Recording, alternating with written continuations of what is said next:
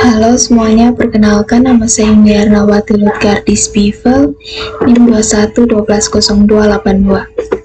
Jadi di video kali ini saya akan menjelaskan soal UAS mata kuliah pemrosesan data terdistribusi, yaitu tentang script program MPI. Untuk itu langsung saja. Untuk soal nomor 1, buatlah semua program sederhana menggunakan MPI send dan MPI receive. Jelaskan setiap baris script kode yang digunakan dan jelaskan hasil yang ditampilkan. Jadi sebelumnya saya sudah menyiapkan programnya pada aplikasi CodeBlock. Untuk itu langsung saja saya buka filenya. Di sini saya beri nama tugas 1.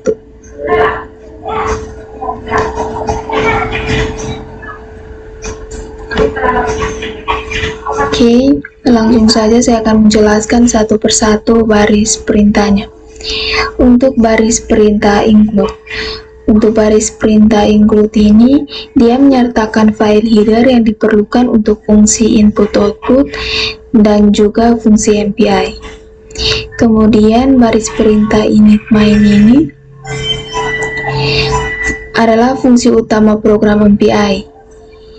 Lalu baris perintah init myRank adalah variabel untuk menyimpan rank dari setiap proses. Kemudian double A100 itu untuk menentukan array untuk menyimpan data. Kemudian MPI init itu adalah inisialisasi lingkungan MPI.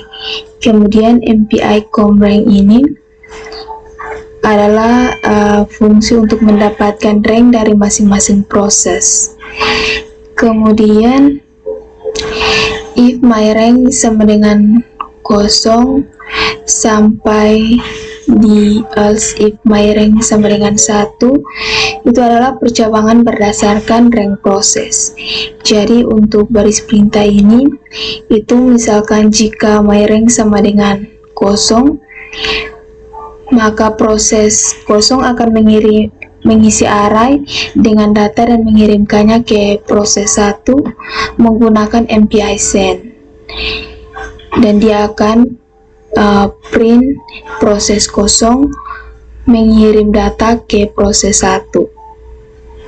Lalu untuk myRank sama dengan 1 ini itu jika myRank sama dengan 1, maka proses 1 akan menerima data dari proses 0 menggunakan MPI receive dan menampilkannya. Dia akan memprint atau menampilkan output, yaitu proses 1 menerima data dari proses 0. Lalu fungsi ini dia akan menampilkan proses 1 data yang diterima. Kemudian baris perintah MP barrier ini itu akan memastikan bahwa proses-proses telah selesai sebelum melanjutkan eksekusi.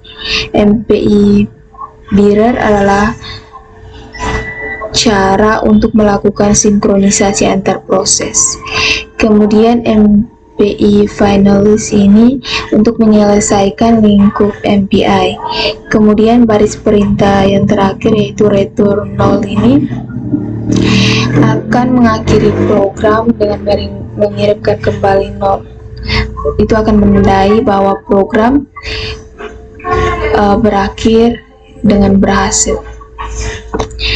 Oke, selanjutnya saya akan coba menjalankannya pada CMD. Jadi script ini sudah saya simpan sebelumnya di dokumen, kemudian CodeBlock, kemudian tugas. Saya beri nama untuk program yang pertama itu dengan nama tugas 1. kemudian kita klik debug, kemudian di bagian sini kita bisa ketik cmd,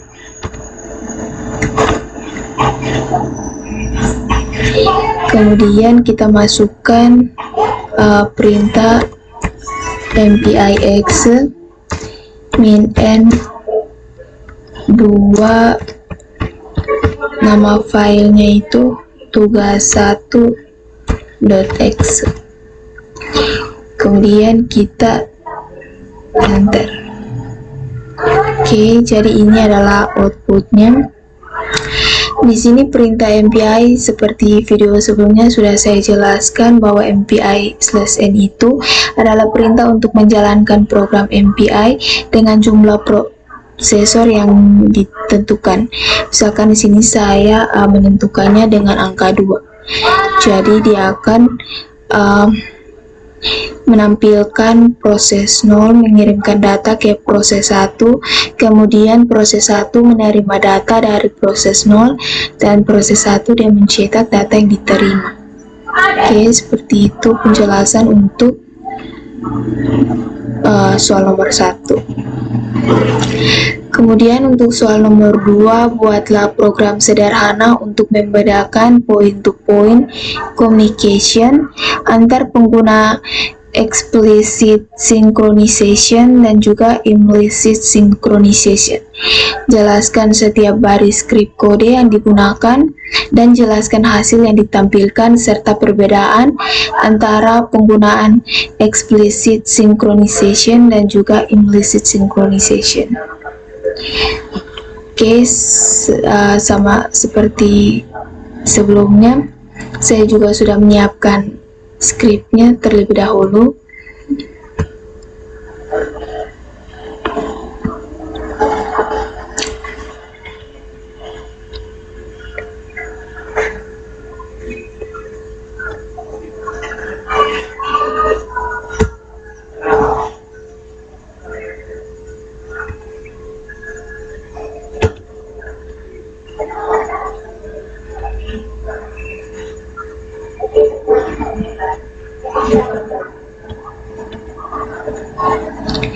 Oke, jadi yang ini adalah contoh atau script program dari explicit synchronization.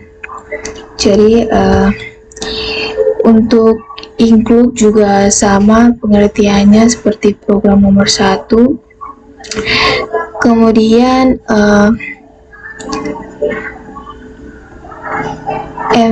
init size myRank ini,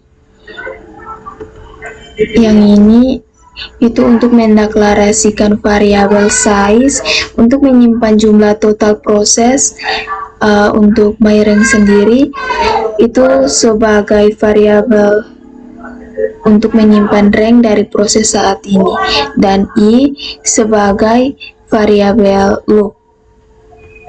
Kemudian MPI init ini itu analisis lingkungan MPI. Fungsi ini perlu dipanggil sebelum memulai penggunaan fungsi-fungsi MPI lainnya. Kemudian MPI com_size ini itu fungsi untuk mendapatkan jumlah total proses yang berpartisipasi dalam komunikasi. Kemudian MPI com_rank ini untuk mendapatkan rank dari proses saat ini, hasilnya disimpan dalam variabel myRank. Kemudian untuk baris perintah for ini adalah sebuah loop yang akan dieksekusi sebanyak size kali atau ukuran, di mana size adalah jumlah total proses. Kemudian MPI barrier ini adalah baris untuk membuat setiap proses menunggu sampai semua proses yang terlibat mencapai titik sebelum melanjutkan eksekusi selanjutnya. Kemudian if i sama dengan myRank ini adalah percabangan dalam loop. hanya proses dengan rank yang sama dengan nilai I pada iterasi saat ini yang akan mencetak pesan. Kemudian print ini dia akan menampilkan hello world saat kita merunning program. Kemudian fungsi flows ini memastikan outputnya dicetak ke layar secara langsung tanpa buffering. Untuk MPI finalist sama returnal juga sama pengertiannya. Oke, langsung saja saya merunning. Kita juga bisa merunning langsung pada aplikasi CodeBlock. Tinggal kita klik tombol runningnya seperti ini. Maka dia akan menampilkan hello world if I rank 0 or out of satu proses.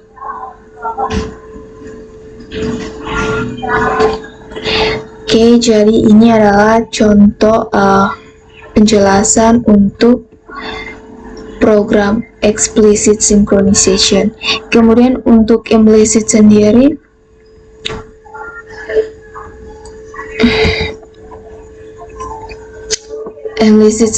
juga sama halnya sama explicit. Dia sama-sama menampilkan hello world. Jadi dua script tersebut memiliki tujuan yang sama, yaitu mencetak pesan hello world dari setiap proses dalam lingkungan MPI. Namun mereka menggunakan pendekatan yang berbeda untuk mencapai hal tersebut. Jadi perbandingan antara kedua script ini sama halnya, sama penjelasannya, hanya mungkin ada sedikit perbedaan. Untuk contoh program satu yang ini atau explicit ini, dia menggunakan MPI barrier. Ini dia menggunakan MPI barrier untuk menunggu semua proses mencapai titik sinkronisasi sebelum melanjutkan. Dan dia juga menggunakan loop for yang mencetak pesan hello world sebanyak proses yang ada. Sedangkan untuk implicit sendiri, dia menggunakan MPI send.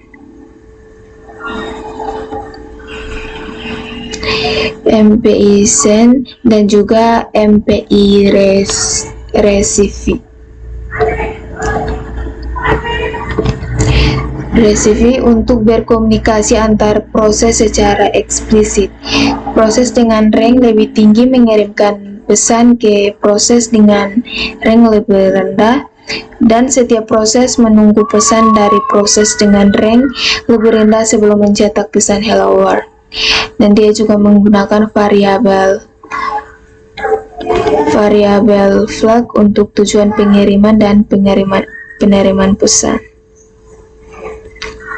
Ini ya. Oke, kalau kita running juga sama, dia menampilkan hello world. Jadi itu adalah penjelasan dari soal nomor 2. Kemudian untuk nomor 3, buatlah program untuk implementasi collective communication dengan penggunaan global product, dan jelaskan setiap baris script kode yang digunakan dan jelaskan hasil yang ditampilkan. Oke, langsung saja kita buka scriptnya.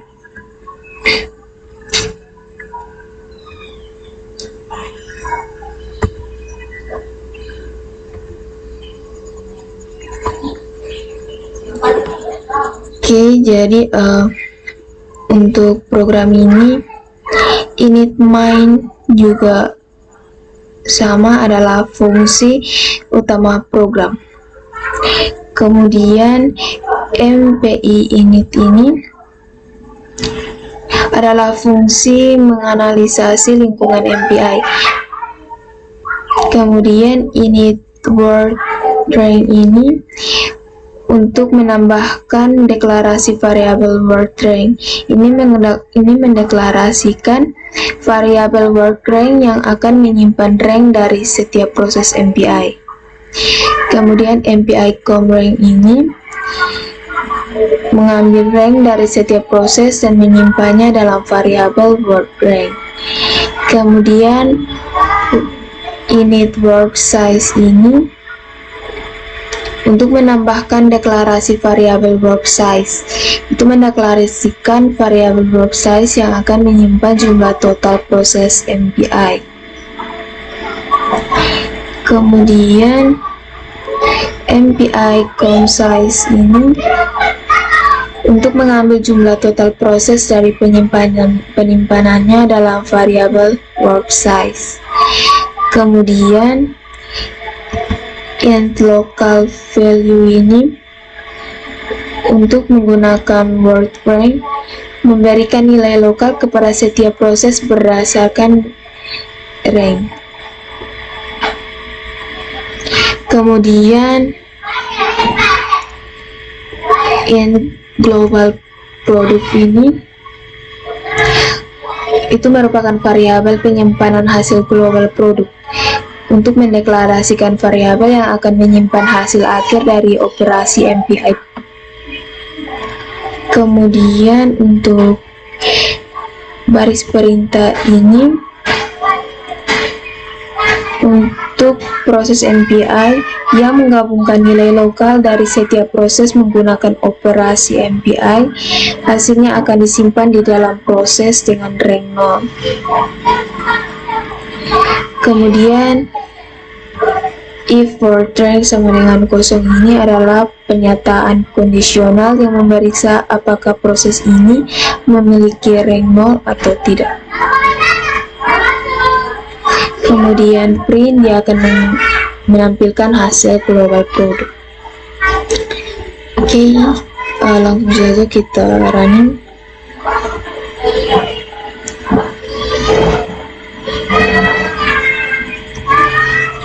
Coba saya merunningnya lewat CMD.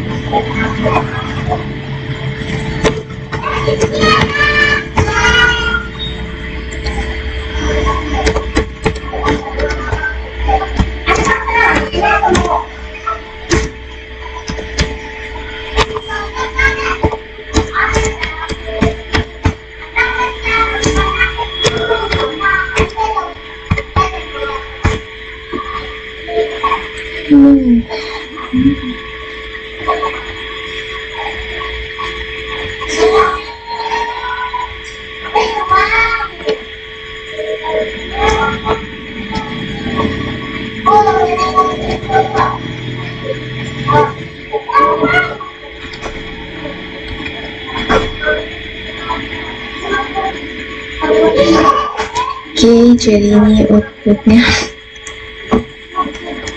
Dia akan menampilkan hasil global produk seperti yang tadi kita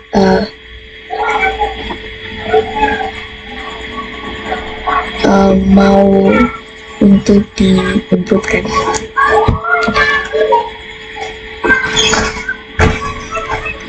Oke, untuk nomor 4, buatlah program sederhana untuk implementasi tentang simple deadlock.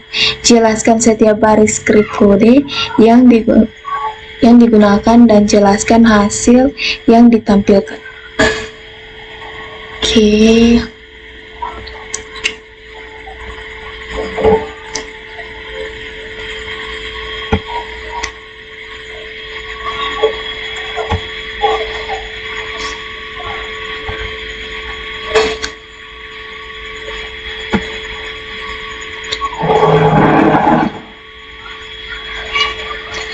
Jadi baris perintah init work size word rank ini untuk mendapatkan jumlah total proses dan rank proses saat ini. Kemudian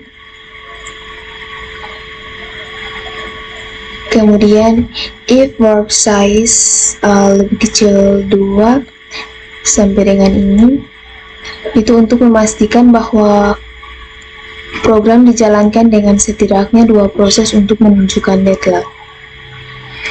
Kemudian baris perintah ini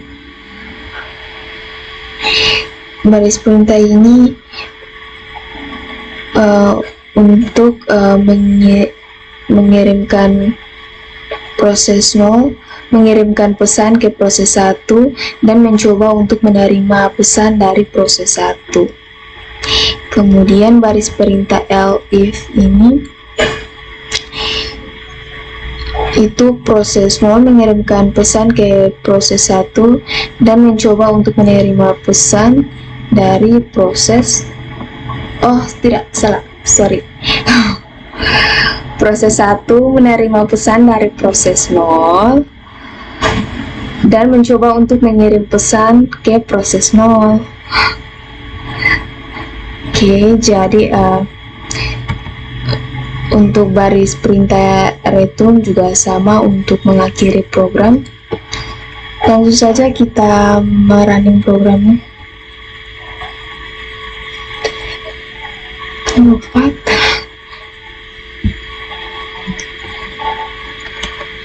Sebentar.